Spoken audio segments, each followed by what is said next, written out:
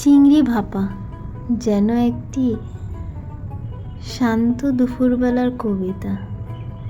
সর্ষে, নারকেল আর এক চিমটি ভালোবাসা মিশে যখন চিংড়ির গায়ে, তখন শুধু রান্না নয়, তৈরি হয় এক স্মৃতির স্বাদ।